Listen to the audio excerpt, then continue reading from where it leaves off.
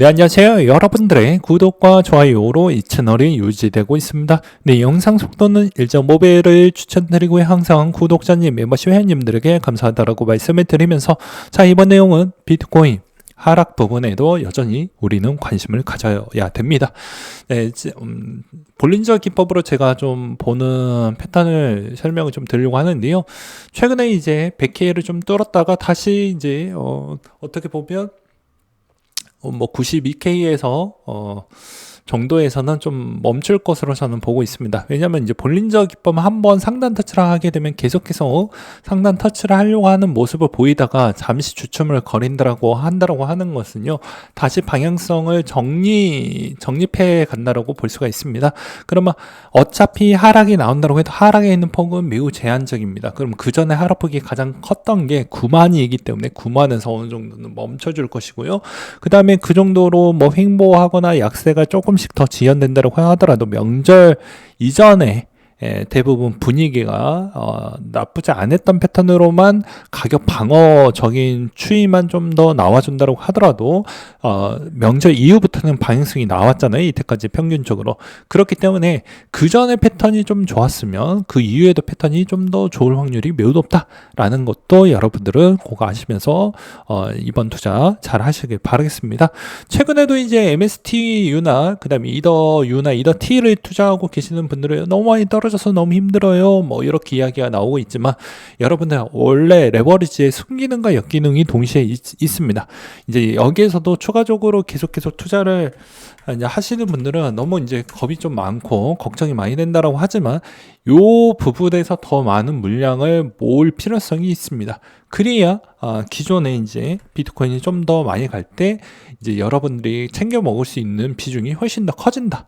그리고 이제 마이크로 스트레티지 형님이 어차피 이제 자본을 많이 끌어왔기 때문에 어차피 하방 부분은 어느 정도는 방어가 될 수 있으면은 요건 상황은 거의 다 갖췄습니다. 그렇기 때문에 여기서 더 많이 내려간다고 하더라도 하락에 있는 패턴에 있는 곡선은 어느 정도는 방어가 될 거예요. 그래서 이런 점도 하락이 계속 지속이 될 것이다 라는 주장은 좀 앞뒤가 안 맞다라고 볼 수가 있게 되겠습니다. 그럼 적절한 조정할 때마다 적립식으로 레버리지 ETF는 꾸준하게 가져가서 비중 확대를 가져가는 게 맞고요. 그 다음으로 여전히 이제 지겨울 정도로 볼 필요성이 있는데, 여전히 반감기 이후 대비마다 항상 더 좋았던 불장이 있었고, 그 불장이 있었을 때도 이번에도 마찬가지로 긴가민가 할 때마다 항상 정고점을 갱신하면서 더 많이 올라갔던 패턴을 여러분들은 머릿속에 기억을 해야 됩니다. 그렇기 때문에 이번에도 마찬가지로 그럴 패턴 형태가 저는 지속이 될 거라고 보고 있고요. 그 이유 중에 하나도 최근에 이제 스테이블코인 동향에 따른 수급도 생각보다 더 좋은 패턴으로 잘 들어오고 있다라는 것입니다. 그렇기 때문에 나쁠 건 없고, 오히려 테더가 이제 미카의 조정으로 인해서 좀 쉬어가고 있지만 USDC가 생각보다 성장 동력이 계속해서 나와주고 있는 모습만 본다고 해도 대부분 전체에 있는 뭐 자본에 있는 이탈률은 그렇게 크지 않는다라고 볼 수가 있기 때문입니다.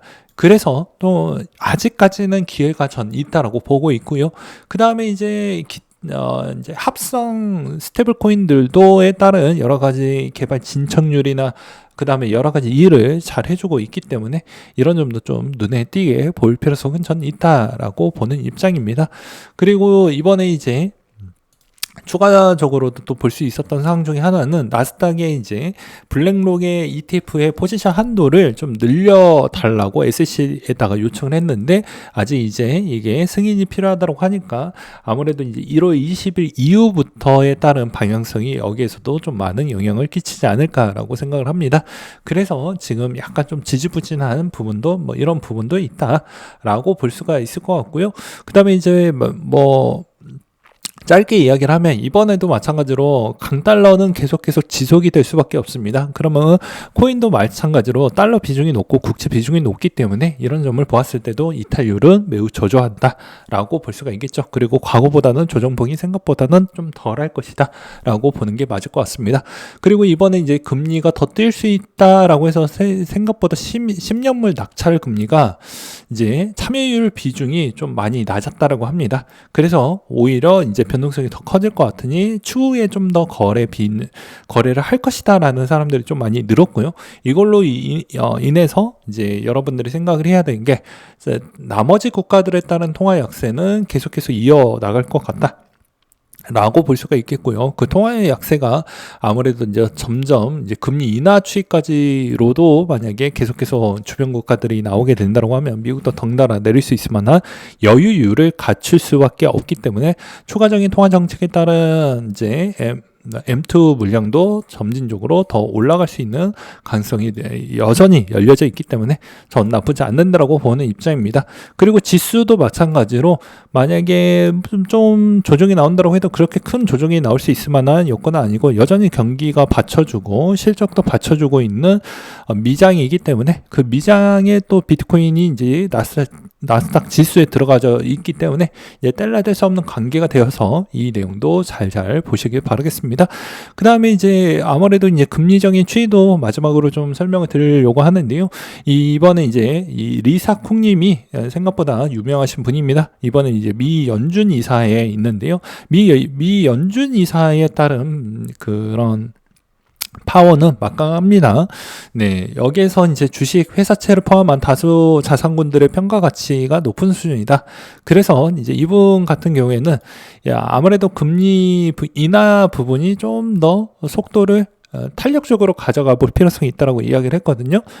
즉 더 한동안은 이제 금리 동결로 좀 가다가 앞으로 좀 더 안 좋았었을 때 더 파격적으로 좀 쓰자라는 이야기를 꺼내기도 했습니다. 그래서 25년도에 이제 어찌 보면 금리가 너무 빨리 안 내려가 주는 모습이 나오지 않겠냐라고 해도 결과론적으로는 어차피 2번 정도나 또는 한 번 정도 내린다라는 것은 어차피 내리는 건 똑같기 때문에 저는 오히려 이 통화정책에 따른 추이가 뭐 1년 내내 동결이 되는 건 아니기 때문에 이럴 때마다 여러분들은 더 많이 매입을 해서 어차피 통화가 더 많이 풀릴 때마다 이익성을 더 가져갈 수 있을 만한 자산군 쪽으로 돌려서 보내는 게 전 맞다라고 보는 입장입니다. 그리고 이번에 알트코인들도 청산 비중이 월등하게 높았습니다. 아무래도 이제 뭐 요즘에 알트코인들이 좀 많이 좋았고 그 다음에 알트코인들이 체력이 안 됐던 알트코인들이 더 많이 올라왔기 때문에 보게 되면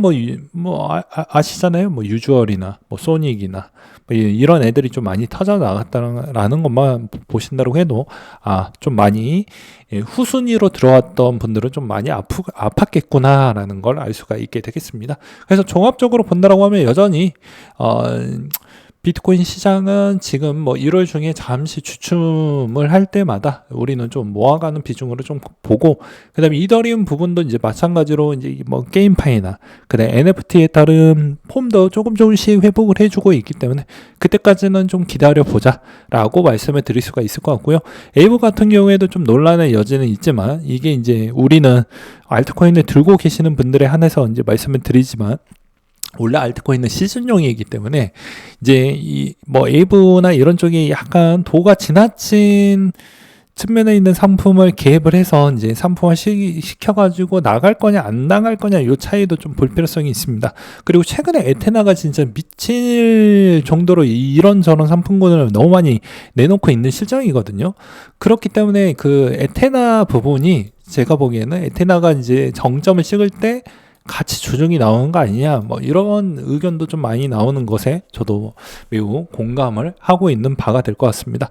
또는 이제 또 요즘에 AI 에이전트 코인들이 요즘 많이 성장을 했기 때문에 AI 에이전트 코인이 좀 조정이 나왔을 때 이제 전체적인 코인 시장에 있는 붐은 올해 25년도에 이제 마지막을 끊어주는 건 에이전트에 있는 코인이 좀 조정폭이 심하게 나왔을 때 그것도 마찬가지로 거기에 추정을 해서 가지 않겠냐라는 의견들이 있기 때문에 아무래도 이제 지표를 볼 때는 크게 두 가지로 보시는 게 맞을 것 같습니다. 이제 디파이의 핵심 코인 하나 찍어 놓고요. 그 다음에 AI 에이전트의 대장을 하나 집어놓고 그 방향성을 좀 보시면서 여러 가지 전체적인 흐름을 좀 잡기에는 그 두 가지 패턴만 보셔도 시장의 전체적인 조정과 그리고 하락세의 추이가 계속해서 연달아 이어질 것인지에 따른 힌트는 거기에 좀 많이 있지 않을까라고 생각이 듭니다.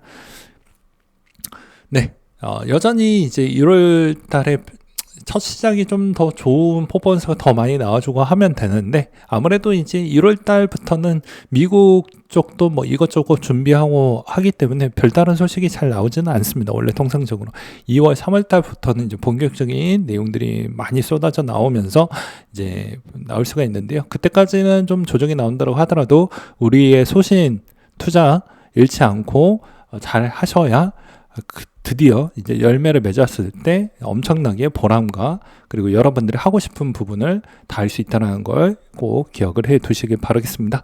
네, 오늘 내용은 여기까지 준비를 했고요. 이상으로 마치도록 하겠습니다.